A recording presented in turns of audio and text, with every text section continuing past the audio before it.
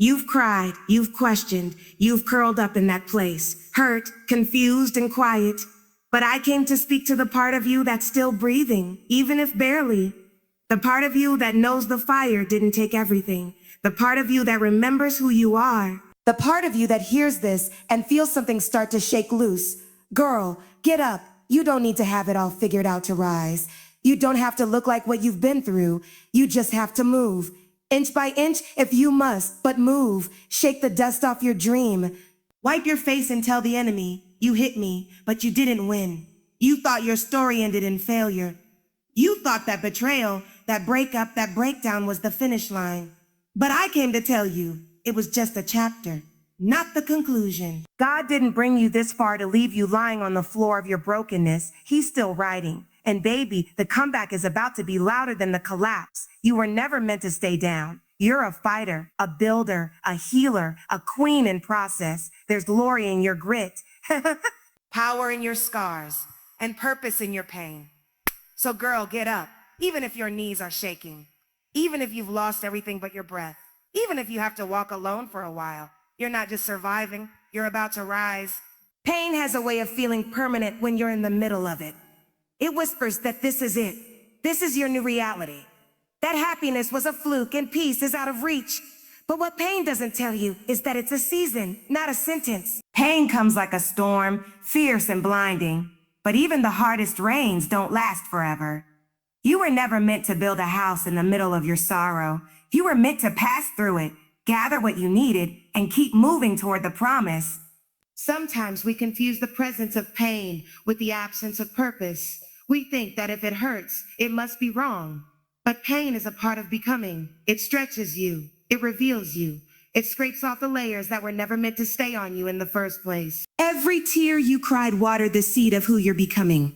Every heartbreak plowed the soil of your soul to make room for new things to grow. You don't have to like the process to be blessed by the outcome. Pain isn't a punishment. It's a sign that something is shifting. When you start to ache in your spirit, when you feel uncomfortable in places you used to find safety, that's a sign that growth is happening. A sign that you can no longer fit into the mold of your old self. A sign that you're bigger, stronger, wiser than you were before. It doesn't feel good, but it's necessary. Like a seed breaking open underground, pain is the evidence that birth is on the way. And hear me, pain doesn't disqualify you. It identifies you. It shows you that you are human, yes, but it also shows you that you are alive. If you were finished, you wouldn't feel anything. If God were done writing your story, there would be nothing left to hurt for, nothing left to fight for. But because you still feel, because you still care, because your heart still aches, it means there is more ahead. It means the best is not behind you. It's somewhere up ahead calling you forward. If you run from pain, you'll miss the treasures buried inside it. Growth doesn't happen on the mountaintop. It happens in the valley. Victory isn't forged in comfort. It's forged in fire. And I know you're tired of the fire. I know you're ready for it to be over. But if you can lean in, if you can hold on, if you can trust that even this has purpose, you'll come out carrying wisdom, anointing, and authority that cannot be stolen from you. Sometimes God allows the breaking because he knows what's inside you is too powerful to stay hidden. So he shakes your world not to destroy you, but to reveal you, to pull the diamond out of the rough, to wake you up to your own strength. Pain introduces you to the parts of yourself you didn't know existed. The parts that refuse to quit, the parts that still choose hope, the parts that dream with tears still in their eyes. You're not broken beyond repair. You're breaking through to another level. The enemy wanted you to think you were being buried, but in reality, you were being planted. And what happens when a seed gets planted? It goes dark. It feels pressure. It loses what it once was. But soon, life breaks out of the soil. Girl, you're about to break out of what tried to bury you. You're about to outgrow the pain that thought it could hold you down.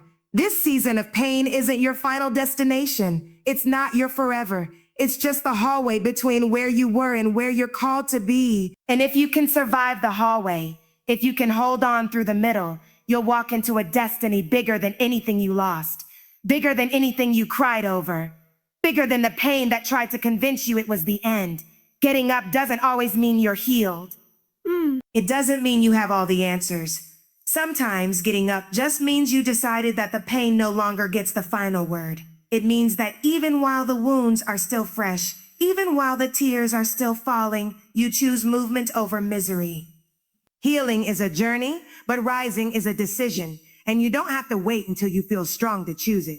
Some days you'll get up limping. Some days you'll get up crying. Some days you'll get up crying. Some days you'll get up looking around, still trying to figure out what's left, and that's okay.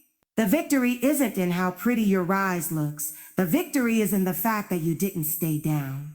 The enemy wanted you paralyzed. He wanted you mute. He wanted you stuck in a cycle of shame and silence. But every trembling step you take is a declaration that he didn't win. We often believe we have to wait until the healing process is complete before we start living again.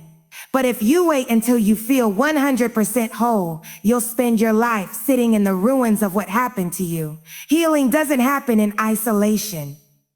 Healing happens as you move, as you try, as you trust again, love again, dream again. Movement breathes life into dry places. Motion wakes up the parts of you that trauma tried to kill. There's a lie that says you have to be fearless to move forward. Let me tell you the truth. Courage is moving forward even when you're scared out of your mind, even when your heart is pounding, even when your mind is screaming to stay down. It's safer here. Real courage isn't loud and flashy. Sometimes it's quiet and stubborn. Sometimes it's just whispering, one more step when everything in you wants to quit. Your healing is not invalidated because you're still hurting. Pain and progress can exist at the same time. You can be broken and still building. You can be grieving and still growing. You can be doubting and still deciding to get up. Life isn't black and white. It's messy, it's layered, it's complicated. And that's what makes your rise so powerful. You're choosing to move through the mess instead of waiting for it to magically disappear. You don't have to pretend you're okay to start again. You don't have to slap a fake smile on your face and say you're fine. You can be honest with God, honest with yourself, and still choose to get up. Rising doesn't require you to deny your humanity. Rising is you saying, even though I'm bleeding, even though I'm tired, even though I'm unsure, I still believe there's something worth fighting for inside me. The beauty of getting up while you're hurting is that you prove to yourself that the pain didn't steal your power. You remind yourself that pain may visit, but it doesn't get to live in you. Every time you rise again, even if it's slow, even if it's awkward, even if it's half-hearted, you reclaim a little more of the ground you thought you lost. You start to realize that you are stronger than you ever gave yourself credit for. No one said getting up would be easy. No one promised it would happen overnight. But even slow progress is still progress. Even shaky steps are still steps forward. You don't have to rush your healing. You don't have to perform strength for anyone. Just get up in whatever way you can, with whatever strength you have today. And as you keep moving, you'll find that your strength will catch up to your decision. One of the biggest lies that keeps us stuck is the idea that we have to do it perfectly. Act perfectly. That if it's messy, if it's awkward, if it's uncertain, it doesn't count. But real growth has never been about perfection. It's about willingness. It's about waking up with trembling hands and an uncertain heart and choosing to move anyway. Perfection is a prison. Willingness is the key that sets you free. You don't have to have the full map to start the journey. You don't have to know exactly where each step will land. All you have to do is be willing to take the next one. Willingness says, I don't know what tomorrow holds, but I'm showing up today. Willingness says, I might fall again, but I trust that I can get back up. Willingness honors the process even when the outcome isn't clear yet. And it's willingness, not perfection, that heaven celebrates. Perfection demands that you know how to do everything right the first time. Willingness says it's okay to stumble, it's okay to learn, it's okay to figure it out along the way. Perfection paralyzes, but willingness mobilizes. It moves you from dreaming to doing, from hoping to building. And sometimes the most anointed moves you make are the messy ones, the ones you didn't feel ready for, but said yes to anyway. You will never feel fully prepared for the things you are called to do. You will never feel perfect enough for the big dreams and bold steps. But that's not what's required of you. God doesn't anoint the perfect. He anoints the willing. He breathes on those who say, use me, even in my weakness. Use me, even with my broken pieces. I'm available. That is the heart posture that changes destinies. Movement born out of willingness is a force the enemy cannot predict. He knows how to fight people who are obsessed with image and perfection. But he doesn't know what to do with a woman who's willing to move messy, willing to move scared, willing to move vulnerable, because that kind of woman is unstoppable. She doesn't wait to be polished. She steps out while still being processed. You don't have to know the end from the beginning. You just have to know that God is in the middle. You just have to know that movement itself is obedience. You are not responsible for making it perfect. You are responsible for saying yes to the nudge, yes to the open door, yes to the small beginnings that don't look like much yet, but are carrying something massive in seed form. There's so much grace in your willingness.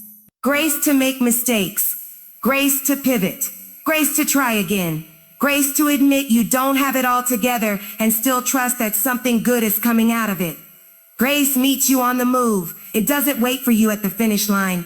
It runs alongside you, strengthening you in real time. Every small move you make matters. Every hesitant yes, every whispered prayer, every moment you choose to keep going when quitting would be easier. These are the building blocks of your breakthrough, and they were never meant to be perfect. They were meant to be willing. When you fell, it felt like everything stopped, like the dreams you carried, the hopes you whispered, the prayers you cried out were suddenly frozen in time. It's easy to believe that failure is final when you're lying face down in disappointment. It's easy to think that because you fell, you forfeited your future. But falling doesn't end your story. Sometimes it's where the real story finally begins. The enemy would love for you to believe that the fall disqualified you, that the brokenness you experienced somehow canceled the call on your life. But if you only knew what God can do with fallen people. If you only knew how he specializes in picking up the shattered pieces and crafting something so beautiful that even your past pain will have to bow to his goodness. Your fall didn't cancel your future. It positioned you for greater glory. When you read the greatest stories ever told, it's never the perfect characters that move us. It's the ones who failed, the ones who lost, the ones who almost gave up, but somehow found the strength to stand again. The beauty of your life isn't in the flawless chapters. It's in the comeback. It's in the moments when you were bloodied and bruised and still chose to believe that better was possible. You thought the fall would be the thing people remembered about you. But it's going to be the way you rise that echoes louder. The fall isn't the headline. It's just the setup. It's the context. It's the part of your story that will make the breakthrough even sweeter, the blessing even more undeniable.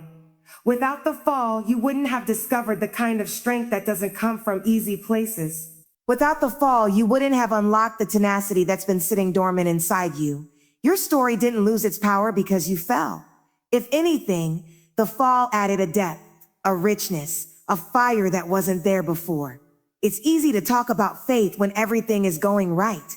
But when you've been through hell and still choose to lift your hands, still choose to trust, still choose to love, that is a faith that changes lives. That is a testimony that will set others free. Your scars will speak louder than any polished version of you ever could. Don't you dare close the book on yourself just because you hit the ground.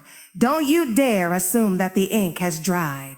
God is still writing, and the parts he's about to write are going to blow your mind.